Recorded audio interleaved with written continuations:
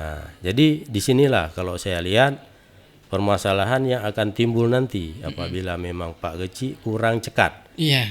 untuk menangani ini, salah-salah dana BLT yang telah disetting, yang mau disampaikan ke masyarakat ini tidak akan tercapai apabila keseluruhan masyarakat.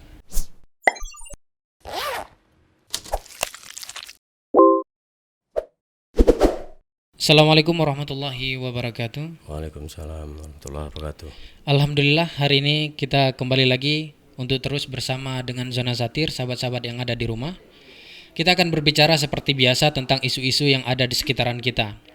Alhamdulillah hari ini orang tua kita sudah memberi izin untuk kami berbicara dengan beliau. Orang tua kita juga sudah mempunyai kesempatan hari ini untuk ingin bersama dengan sahabat-sahabat yang ada di rumah menjelaskan apa yang terjadi dan seperti apa ingin dilakukannya. Jadi langsung saja kepada orang tua kita, Pak Camat Kecamatan Juluk. Bagaimana kabarnya hari ini, Pak? Baik. Mohon maaf sekali, Pak. Kami datang dengan seadanya ke kantor Camat Juluk. Dan terus kami mohon maaf juga alatnya juga masih seadanya. Bagi sahabat-sahabat yang ada di rumah nantinya terus jangan lupa untuk membantu kami dengan cara like, share, and comment. Itu aja, kita langsung akan berbicara kepada orang tua kita Pak Camat Juluk. Pak Camat, sudah berapa lama jadi berdinas di Kecamatan Juluk? Ya 1,5 tahun sudah. Sebagai camat. Sebagai Camat Juluk ya. Terus kendala yang sering didapat di Kecamatan Juluk apa, Pak? Ya pertama sekali mengenai penanganan pekerjaan alokasi dana gampung. Alokasi dana gampung. Ini kalau kita lihat ada sekitar 2 atau 3 desa yang sering bermasalah. Pekerjaannya tidak sesuai dengan target. Jadi di akhir tutup tahun ini masih ada sisa-sisa pekerjaan yang tidak bisa diselesaikan. Jadi disitulah yang menjadi beban kerja kita lebih banyak untuk mempresur besi perangkat gampung yang kira-kira pekerjaan tersebut belum bisa diselesaikan 100%. Iya. Berarti itu kendala yang selama ini terjadi, Pak ya. Karena kan anggaran dana desa juga sudah ada di tahun 2015 sampai sekarang. Berarti itu yang sering terjadi di desa-desa ya, di kecamatan ini ya. Terus ini Pak, isu yang ada di sekitaran kita adalah bagaimana penyaluran dana BLT dana desa ini, Pak. Itu bagaimana, Pak? Untuk penyaluran dana BLT, kalau kita lihat peraturan menteri sudah keluar. Jadi karena kita belum bisa merespon banyak karena belum ada surat dari Bupati. Masih belum ada Bupati ya. Mungkin nanti ketika tayang video ini mungkin sudah ada perbubnya. Jadi perbub tersebut mungkin masih dalam penggodokan. Kemarin juga kami hari Kamis yang sudah juga diundang untuk membantu memperjelas perbub tersebut agar masyarakat desa yang terimbas dengan COVID ataupun masyarakat yang bisa menerima BLT bisa menerima dengan baguslah tanpa ada masalah. Untuk pendataan siapa-siapa aja yang mendapatkan dana bantuan ini seperti apa, Pak? Yang sudah dilakukan Kecamatan Juluk? Ya, ini sebenarnya kalau pendataan kan masih persiapan ya karena kita belum ada perbub dan lain sebagainya. Jadi pendataan awal itu data-data orang miskin dalam Kecamatan Juluk itu ada di tangan Dinas Sosial. Jadi data tersebut termasuk data terpadu kesejahteraan sosial. DTSK. Nah, DTSK. Jadi di dalam perbub atau surat menteri, surat menteri desa yang disampaikan kepada camat, wali kota dan kepala desa itu yang kita input. Di situ disebutkan para pendata itu termasuk tim gugus desa, tim COVID desa itu bisa sebanyak 3 atau 5 orang. Intinya tim pendata itu harus ganjil. Iya. Kenapa bisa seperti itu Pak, harus ganjil? Mungkin kita lihat banyak desa yang memang berdasarkan dusun lah, berdasarkan dusun bisa melebihi daripada satu dusun, makanya petugas pendata masyarakat miskin itu ganjil. Jadi untuk yang, karena kita di masyarakat ini masih ada yang disebut dengan salah data Pak. Bagi masyarakat mungkin dia miskin tapi tidak terdata, karena seperti yang terjadi di dana-dana PKH kan seperti itu kebanyakan kita. Itu untuk mencoba kita merecovery Pak. Untuk dana-dana desa itu bagaimana penanggulangannya Pak? Jadi kalau kita lihat untuk pendataan bantuan BLT ini Biar lebih update. Yang pertama sekali di sini kan kita nggak lihat kriteria 14 kriteria seperti yang masyarakat miskin. Seperti yang masyarakat tahu kan ada 14 kriteria Pak. 14 kriteria keluarga miskin. Jadi di sini cuman ada 3 kriteria. Jadi kalau saya rasa 3 kriteria itu tidak menjadi masalah. Tidak menjadi masalah di 3 kriteria. Jadi di sini bisa kita lihat kriteria. Ini peraturan dari Menteri Desa Pak ya? Ini kita lihat ini masih wacana daripada Perbub ya. Iya. Jadi sasaran penerima BLT dana kampung adalah keluarga miskin atau tidak mampu yang berdomisili di kampung berkenaan dengan kriteria utama antara lain. Yang pertama, kehilangan mata pencaharian akibat dampak bencana seperti pandemi COVID-19.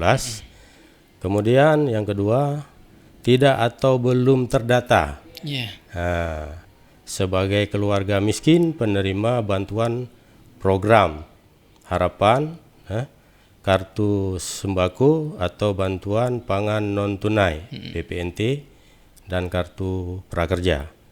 Yang ketiga, mempunyai anggota keluarga yang rentan sakit menahun atau kronis. Berarti ada 3 kriteria itu yang layak untuk diberikan Pak. Iya. Tadi yang udah dapat kartu sembako, kartu PHK, kartu prakerja itu tidak bisa dapat ya, karena mereka sudah dapat bantuan dari yang lain. Iya, betul. Nah untuk yang kedua ini Pak, dana desa kan untuk tahap kedua kan belum ada pencairan ya untuk Juluk? Belum ya.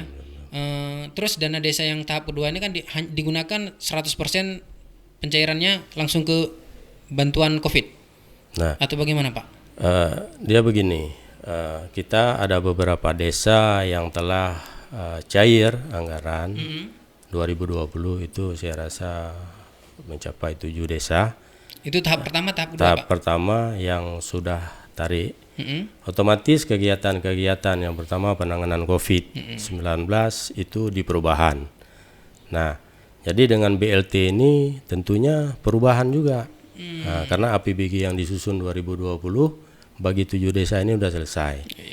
Nah, jadi bagi desa-desa yang belum membuat APBG atau yang belum posting APBG, ini harus diisi dengan bantuan BLT. Bantuan BLT sekaligus dengan penanganan COVID 2019.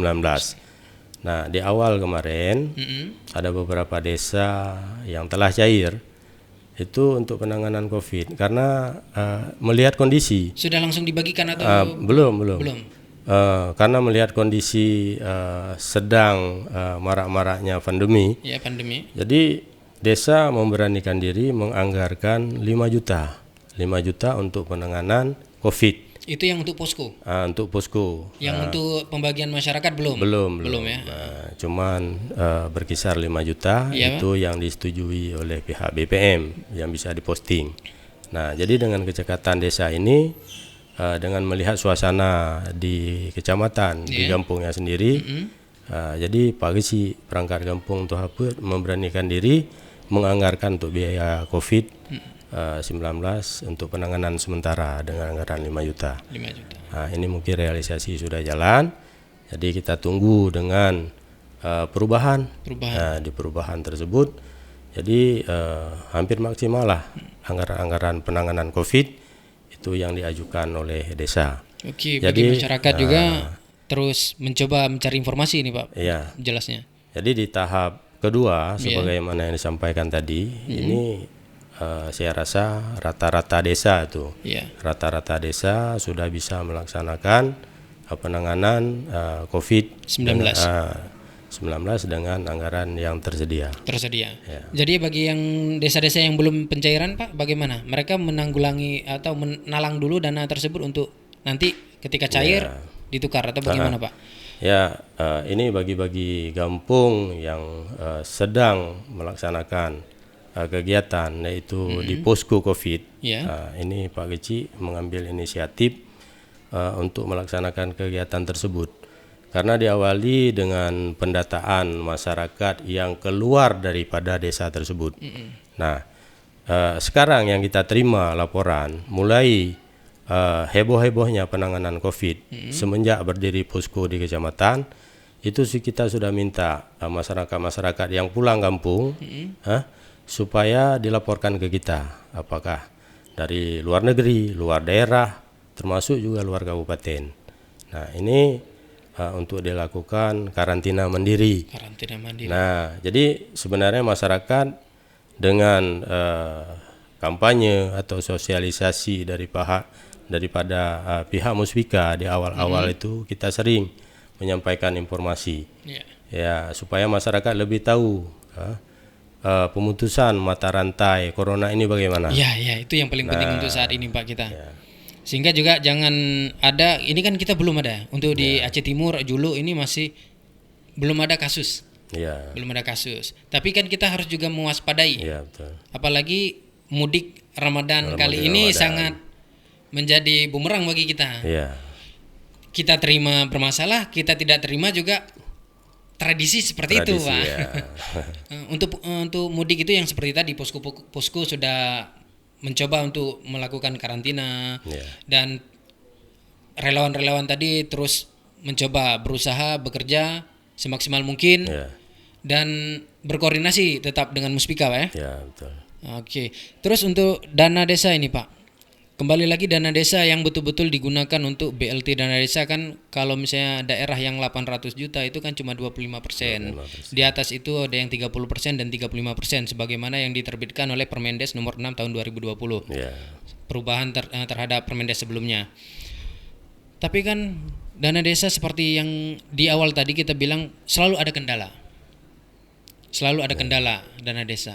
Penanggulangan ketika ada penyelewengan dana desa itu bagaimana Pak? Yang khusus untuk BLT ini Pak? Ini yang pertama sekali untuk penyaluran BLT, kan? Mulai pendataan ini tim gugus desa yang bekerja untuk mendata, kemudian disampaikan di dalam perbuk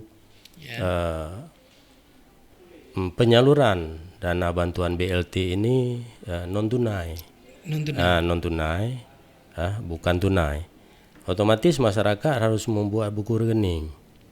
Masyarakat harus membuat buku rekening. Jadi masyarakat harus membuat buku rekening. Dilema membuat buku rekening. Ini sebagaimana pengalaman kerja kita yang pertama sekali di saat kita buka buku rekening perangkat kampung kemarin. Ada yang perangkat kampung enggan mau buat karena kebiasaan dibayar tunai. Nah, kadang-kadang di perangkat kampung ngasih kepada Pak Geci atau bendaharawan buku rekening yang telah mati. Nah, dia nggak tahu buku rekening itu udah mati. Dikasih ke Geci, di saat diposting gajinya nggak masuk karena buku rekeningnya sudah mati. Jadi apabila memang penyaluran ini non tunai, ini otomatis Pak Geci perangkat kampung harus kerja ekstra. Nah, pihak bank juga gitu. Pihak bank harus melihat ini kan kepentingan masyarakat. Lebih-lebih ini kita dalam bulan Ramadan, Dilema juga ini, Pak. Jadi dilema. Jadi Karena kan ada social distancing juga ketika itu. Jadi apabila memang pihak bank mau menjemput ke desa untuk buat rekening masyarakat, ini selesai. Itu solusi ya bagi masyarakat. Mungkin nanti kita harus terus bekerja sama berarti Pak dengan bank. Ya. Dan kemudian pihak bank juga kalau bisa jangan dipungut biaya buka buku rekening. Ini yang khusus untuk pencairan dana yang 600.000 per bulan. Nah, jangan dipungut biaya buka buku. Itu yang menjadi saldo minimal. Saldo minimal daripada orang yang bersangkutan. Berarti ketika rekening jadi ada ATM ataupun bagaimana, 600.000 bisa langsung ditarik. Bisa langsung ditarik. Intinya begini. Walaupun ada saldo minimal, setelah uang masuk. Jadi masyarakat sekarang, masyarakat miskin yang susah sekarang, untuk mengeluarkan uang, buka buku rekening, bawa uang 100.000, buka buku rekening. Nantinya baru diisi dengan uang transfer BLT tersebut. Nah, jadi kalau kita lihat, untuk perangkat desa aja agak susah, apalagi masyarakatnya. Nah, makanya pihak bank harus harus mau bantu masyarakat untuk menerima BLT, buka buku rekening ini tanpa ada saldo minimal. Berarti tidak seperti yang selama ini kita lihat, Pak. Kadang beberapa daerah kan udah ada yang melakukan pembagian BLT, tapi langsung tunai tanpa rekening, Pak. Ya, kalau kita bagi tunai, ini kan banyak permasalahan yang timbul. Sehingga ada penyelewengan tadi, Pak ya. Ada penyelewengan. Lebih-lebih di kecamatan dulu ada beberapa desa, yang memang masyarakatnya lebih banyak daripada uang yang tersedia. Itu bagaimana, Pak? Ini jadi kendala juga ini bagi yang kita masyarakat ini. yang terjadi kendala. Iya. Jadi sebelumnya ini desa sudah punya data berapa orang penerima BLT. Iya. Nah, yang tertampung dengan dana ADG berapa desa, berapa orang. Dan kemudian sisanya ini kita laporkan ke bupati supaya mendapat persetujuan, supaya bisa kita mengambil lebih daripada persentase yang ditentukan. Nah, karena kan tidak setiap masyarakat mendapatkan ya, Pak ya. Iya. Ada kriteria yang tiga tadi yang sudah dijelaskan tadi. Tapi kan bagi masyarakat ini saya kan semuanya terkena dampak. Iya. Bagi masyarakat, Pak. Baik beliau itu punya usaha sendiri atau masih berjualan sampai saat ini, tapi beliau kan juga berdampak dengan kurangnya omset. Iya. Kan berdampak juga. Sehingga kita akan terjadi dilema di situ, Pak. Ya, kita kan intinya begini, kalau di desa sudah punya data masyarakat miskin, data terpadu tadi, di situ kita akan menjadi bahan acuan untuk memberikan BLT. Dan ini hari apabila memang masyarakat nyata-nyatanya dia tidak punya kemampuan untuk mendongkrak ekonomi, di sini kan terlihat. Dan bisa kita tambah data fakir miskin tersebut. Nah, jadi kan kita tidak terpaku ke data DTKS tadi. Jadi itu bagaimana cara pelaporan untuk masyarakat yang memang betul-betul merasa terdampak, Pak? Apa yang ke relawan tadi yang ada ganjil tadi, Pak? Ya. Jadi kan intinya yang pertama relawan ini mendata. Nah, ada SK-nya itu, Pak, relawan tersebut. Surat tugas daripada Pak Keci. Setelah mereka mendata, mereka memvalidasi. Jadi dengan tim, dengan tim gugus COVID desa yang ada, memfasilitasi rapat tersebut supaya bisa divalidkan data. Berapa orang penerima manfaat BLT ini? Nah, di situ. Jadi bukan keterlibatan tim tersebut sendiri, tapi di situ ada Pak Keci, ada Tuhapet. Walaupun mereka termasuk dalam tim gugus tersebut. Nah, inilah butuhnya kerjasama yang terus sangat ekstra nih, Pak, kayaknya 24 jam sepertinya untuk saat ini, karena kita sudah melewati bulan April kemarin. Karena dana tersebut kan sebaiknya udah baik disalurkan di bulan April, Mei sampai Juni sesuai dengan Permendesnya. Tapi April kemarin sama sekali belum dicairkan. Berarti untuk ke depan ketika Perbup terbit, berarti dicairkan sekaligus yang 2 bulan. Ini tergantung daripada desa tersebut menganggarkan. Nah, jadi untuk desa yang 7 tadi, yang tahap pertama sudah bisa tarik mereka tarik anggaran, dan mereka buat laporan secepat mungkin, secepat mungkin diisi perubahan anggaran. Nah, mereka yang belum mengisi dana COVID 2019 dan BLT. Nah, jadi di tahap kedua ini mereka bisa tarik terus, walaupun tidak 2 bulan, 1 bulan dulu tetap terrealisasi. Kalau memang di tahap kedua ini mereka bisa tarik untuk 2 bulan ya lebih bagus. Nah, jadi untuk desa-desa yang terlambat menyusun APBG dan untuk posting DUK, ini bisa sekaligus. Nah, dana COVID juga mereka bisa tarik, dan BLT 2 bulan juga bisa mereka salurkan. Terus seperti ini Pak, berarti untuk tahap kedua ini dana desa ini tidak ada yang lakukan fisik Pak? Tidak ada? Atau bagaimana Pak? Kalau memang di tahap pertama di 7 desa tadi kerja fisik semua, itu otomatis di tahap kedua untuk BLT dan COVID. Nah, tapi yang belum ada tidak bisa kerja fisik. Nah, kan dana cuman berkisar 30%. 30%. Untuk daerah Julu Pak ya? Di setiap desa? Hampir di sama atau desa. ada yang, karena kan ada klasifikasi ini, ada 3 nih Pak. Ya. Yang 800 itu 25%, yang 1,2 itu 30%, di atas itu kita rata-rata kan untuk Julu Pak di ya? bawah 800, di atas 800. Berarti ada yang 25%, ada yang 30% nanti Pak ya pembagiannya ya. Betul. Ini terjadi Pak lagi. Ketika masyarakat juga harus seperti tadi dibilang membuat rekening. Terus ada yang masih tidak mengerti Pak. Kan kita tidak bisa, kita masih banyak masyarakat yang awam terhadap teknologi rekening dan lain sebagainya itu Pak. Dan terjadi lagi masalah adalah bahwa aparat desa kurang memberikan informasi Pak.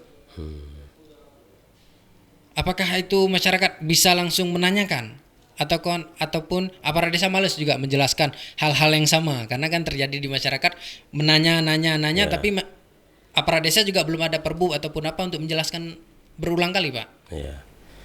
Jadi sebenarnya kalau masyarakat mau dapatkan informasi itu kan terbuka. Iya. Harusnya perangkat kampung, Pak Geci itu Hapet, mau menjelaskan hal tersebut. Tapi berulang kali ini Pak. Ya, kalau memang berulang kali biasanya untuk memastikan proses untuk buka buku bagaimana. Nah, jadi tidak mestinya Pak Geci atau perangkat kampung itu marah-marah. Nah, jadi mereka harus sabar karena ini yang dilayani kan masyarakat. Jadi kemampuan berpikir masyarakat itu berbeda. Dan tentunya di kampung ada masyarakat yang lebih mengerti untuk teknik buka buku ini. Nah, lebih-lebih di sini kan di dalam Perbub disampaikan apabila memang seseorang itu tidak mau buka buku rekening, bisa memakai buku rekening anggota keluarganya yang sudah ada, yang sudah ada, dan membuat surat kuasa untuk penarikan anggaran tersebut. Tapi nanti kalau misalnya ada aparatur desa yang membagikan secara tunai bagaimana itu Pak? Yang langsung misalnya diundang ke balai desa dibagikan 600.000 itu bagaimana Pak? Ini kan sudah menyalahi daripada ketentuan yang ada. Oh gitu Pak ya? Berarti masyarakat juga harus memastikan bahwa tidak akan terjadi penyelewengan, dan aparat desa juga harus memberikan informasi kepada masyarakat Pak ya? Yang terjadi lagi Pak, bagaimana desa yang saat ini masih punya kendala dengan pilkada kemarin Pak? Kan ada beberapa desa di Kecamatan Julu yang belum ada pilkades pilkades kemarin ya Pak ya, yang belum ada kepala desa definitif. Itu bagaimana Pak proses pencairan dana?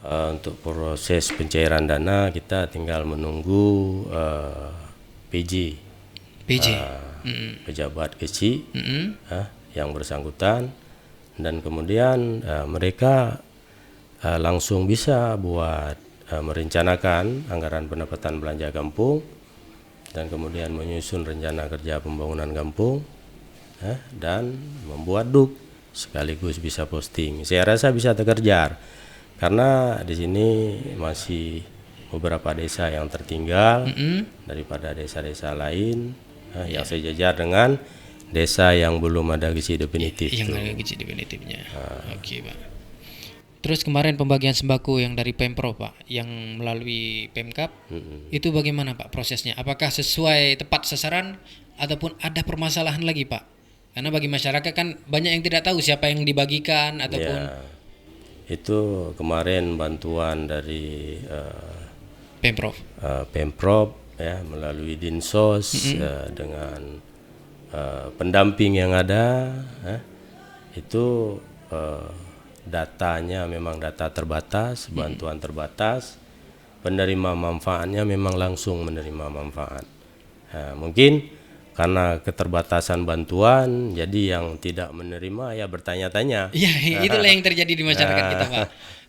Kok saya enggak, saya kan juga terimbas dengan COVID ini, kok enggak dapat, gitu, Pak. Mungkin bisa dijelaskan ke masyarakat bahwa memang terbatas sekali. Bantuan tersebut terbatas, ya kan sejumlah 61 paket, tentunya di Kecamatan Julu, Pak. Di Kecamatan Julu. Nah, dibagikan di 37 desa. Dibagikan beberapa desa, memang tidak 37 desa, di beberapa desa yang ada di Kecamatan Julu, yang tentunya yang diterima data. Nah, jadi untuk saat ini kan kita masih menunggu bantuan sosial tunai ya dari BST itu masih ada juga dari Dinas Sosial. Masih ada kelanjutan nih bantuan dari Dinas Sosial ada masih, Kabupaten, Pak? Masih ada, itu kan datanya sudah ada, cuman kita menunggu aja, tinggal menunggu kapan BST itu keluar. Itu bantuan sosial tunai. Dalam bentuk apa kita belum tahu. Belum tahu ya. Oke, Pak. Terus kasus yang di desa yang kita perhatikan adalah masih adanya tidak netral, Pak. Jadi ada terjadi kubu-kubuan ini di desa, Pak. Kadang nanti yang dapat bantuan seperti tadi yang selayaknya dapat tidak dapat karena beda pandangan politik. Nah, itu harus ada penanggulangan juga bagi kecamatan. Sehingga betul-betul tepat sasaran dana tersebut. Kalau saya lihat, kalau untuk bantuan BLT, kalau memang dilaksanakan sesuai dengan prosedur ada, ini saya rasa kalau memang dananya cukup dengan masyarakatnya, artinya begini, jangan sampai dananya kurang, penerima manfaatnya lebih banyak. Disitulah kendala kalau saya lihat. Sehingga digunakan untuk kubu-kubuan tadi, Pak. Ya, kendala BLT di sini apabila dananya tidak cukup itu jadi masalah. Nah, kalau memang dananya lebih, ini masyarakat semua bisa menyerap. Nah, paling Pak Geci ingin memastikan masyarakat miskin di kampungnya berapa kakak, berapa kakak yang mampu. Nah, kalau pegawai udah pasti tidak pegawai tidak bisa menerima, perangkat kampung juga tidak bisa menerima. Siapa-siapa aja yang bisa dapat perangkat kampung, Pak? Seperti itu haput? Itu penyelenggara pemerintah. Oh, karena kan ada juga yang tidak punya gaji kan dari. Intinya kita gini, yang telah punya gaji pokok dari dana desa, dari pemerintah. Yang pertama pegawai, dia punya gaji pokok, dia tidak dapat. Kemudian perangkat kampung yang punya gaji pokok tidak dapat. Termasuk pensiunan. Pensiunan tidak dapat. Pensiunan kan punya gaji pokok. Nah, jadi tinggal kita lihat masyarakat miskin dengan masyarakat yang mampu di desa. Disitulah Pak Geci yang susah memutuskan semana yang masyarakat miskin. Ada ikatan kekeluargaan ini, Pak. Ada interest kepentingannya itu. Ya. Makanya apabila memang dilakukan musyawarah untuk memvalidasi data tadi, di situ jelas Pak Geci bukan bekerja sendiri, bekerja di dalam tim COVID tadi. Nah, makanya harus ada yang ganjil, Pak ya. Terus kerjasama dengan kepolisian ataupun Kajari, Pak, untuk menanggulangi banyaknya penyelewengan nantinya bagaimana, Pak? Ini tentunya di kabupaten mereka memang sudah siaga untuk mengawasi. Kita kalau memang untuk dana desa di dalamnya sebagai pengawas itu Tuhapet, dia langsung di desa dia sendiri, kemudian camat dan inspektorat. Nah itu dia. Itu jenjang. Nah itu jenjangnya. Nah kalau skala kabupaten kan dia ada anggaran COVID 2019, pengawasannya ya lebih ketat skala kabupaten. Nah kalau misalnya nanti terdapat penyelewengan, bagaimana Pak prosesnya? ini kalau kita lihat kalau ada penyelewengan lebih berat. Iya. Karena ini kita lagi menghadapi musibah. Nah, jadi jangan ada orang yang ngambil kesempatan di dalam musibah ini. Biasanya berarti mendapat ganjaran 1 kali, ini bisa 2 kali. Gitu Pak ya. Berarti betul-betul harus mencoba dilakukan sinergi nih Pak di Muspika. Untuk saat ini sebagai penutup kita Pak, kita berbicara statement Bapak untuk masyarakat agar bisa mencoba terus mendapatkan informasi dan aparat desa memberikan informasi, terus masyarakat juga harus saling mengerti. Terus bersama-sama bahwa kita ini tidak sendiri, ataupun aparat desa tidak bekerja sendiri, harus ada kerjasama dari masyarakat. Mungkin bisa disampaikan statement Bapak ke masyarakat. Jadi dengan kondisi sekarang ini, kami berharap kepada perangkat kampung termasuk Tuhapet dan jajaran pemerintah kampung yang ada dalam Kecamatan Juluk ini kita supaya lebih bisa terbuka dalam penanganan masalah COVID 2019 di kampung kita masing-masing.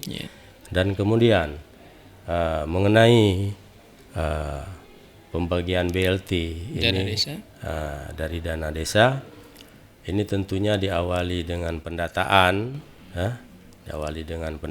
kemudian perencanaan keuangan untuk menyalurkan dana BLT desa supaya tepat sasaran.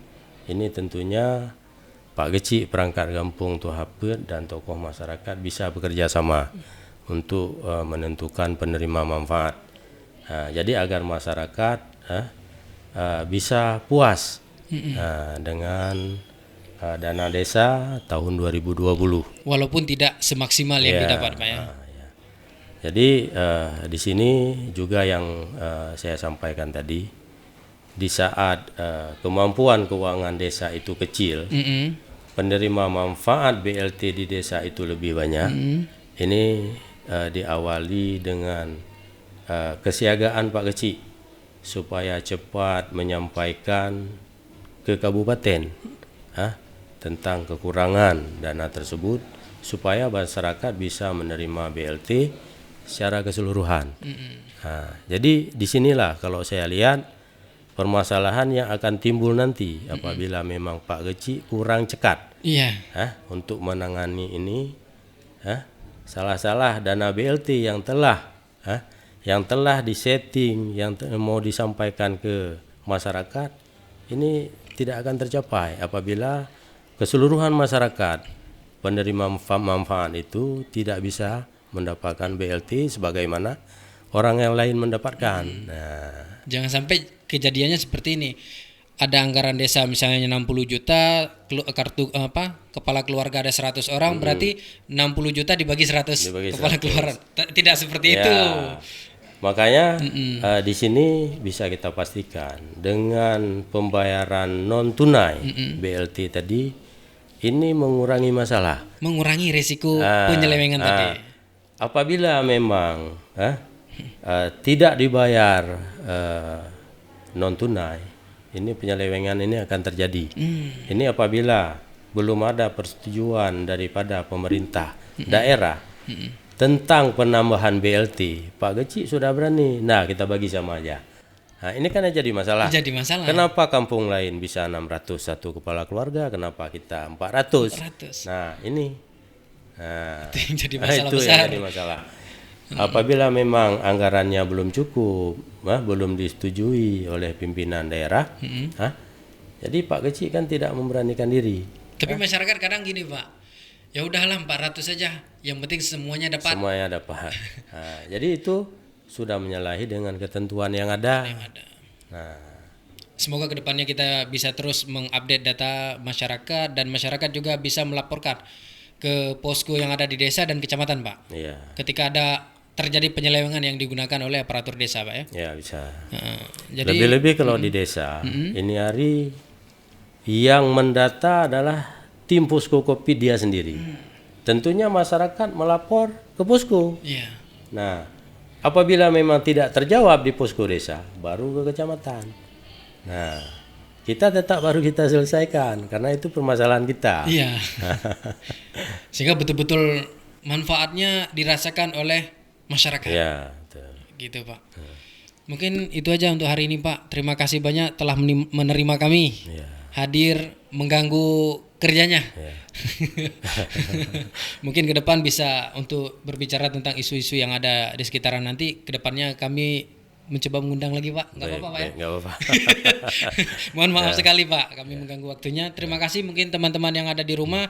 Kita mendapatkan sedikit informasi karena nanti tim posko relawan yang ada di desa-desa yang akan memberikan lebih lanjut bagaimana penyaluran dana bantuan langsung ini. tunai. Nah, langsung tunai dari dana desa sehingga tidak terjadi penyelewengan. Kalaupun ada terjadi penyelewengan bagi masyarakat bisa melaporkan ke posko yang ada ataupun langsung ke kecamatan. Tapi harus dengan jenjang, jangan semuanya lapor ke kecamatan tidak sanggup diterima. Ya. Nah, itu yang bermasalah juga nantinya. Mungkin itu aja untuk isu-isu yang terkait dengan sekitaran kita. Terima kasih teman-teman yang sudah menonton. Jangan lupa subscribe, like, share, and comment. Bantu kita untuk terus bisa bekerja dan memberikan informasi kepada teman-teman yang ada di rumah. Terima kasih. Assalamualaikum warahmatullahi wabarakatuh. Waalaikumsalam.